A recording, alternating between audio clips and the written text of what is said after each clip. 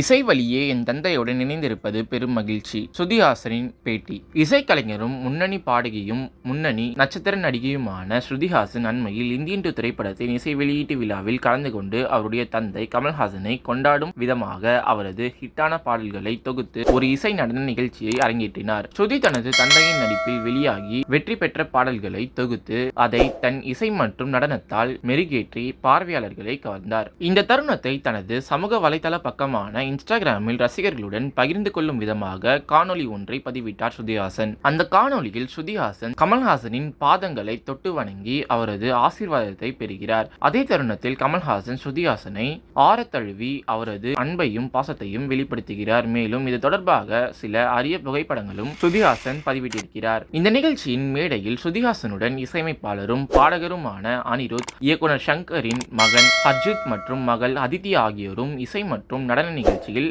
அரங்கேற்றினர். Indian 2 திரைப்படம் தமிழ், தெலுங்கு, மலையாளம், கன்னடம், இந்தி ஆகிய மொழிகளில் எதிர்வரும் ஜூலை 7ஆம் தேதி திரையரங்குகளில் வெளியாக உள்ளது என்பது குறிப்பிடத்தக்கது.